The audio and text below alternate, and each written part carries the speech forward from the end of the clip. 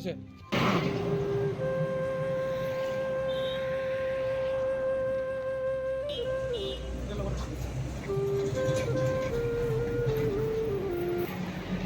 দেৰগাঁৱত যি শোকাবহ পথ দুৰ্ঘটনা সংঘটিত হ'ল, তাত নিহতসকলৰ আত্মাৰ সদ্গতিৰ বাবে আমি শ্ৰদ্ধাঞ্জলি অনুষ্ঠানৰ আয়োজন কৰিলোঁ বোকাজানত, আৰু আহতসকলৰ আশু আৰোগ্য কামনা কৰি আমি বন্তি প্ৰজ্বলনৰ কাৰ্যসূচী গ্ৰহণ কৰিলোঁ।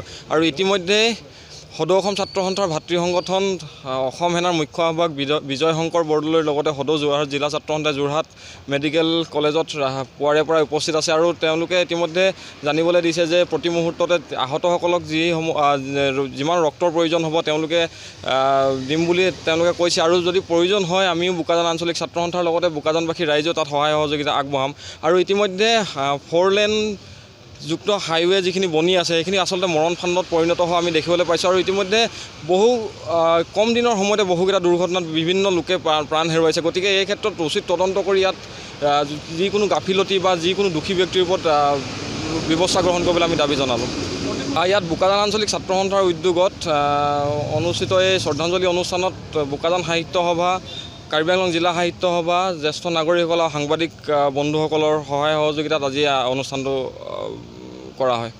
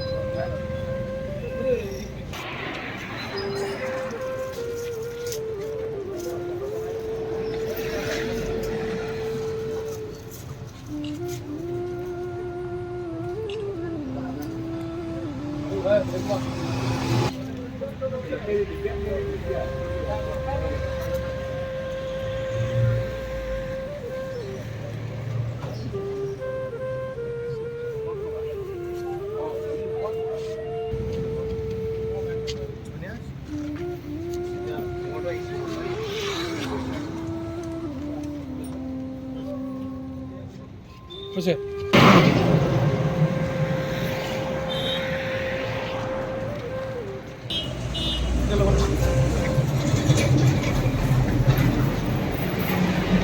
দেৰগাঁৱত যি শোকাবহ পথ দুৰ্ঘটনা সংঘটিত হ'ল, তাত নিহতসকলৰ আত্মাৰ সদ্গতিৰ বাবে আমি শ্ৰদ্ধাঞ্জলি অনুষ্ঠানৰ আয়োজন কৰিলোঁ বোকাজানত, আৰু আহতসকলৰ আশু আৰোগ্য কামনা কৰি আমি বন্তি প্ৰজ্বলনৰ কাৰ্যসূচী গ্ৰহণ কৰিলোঁ।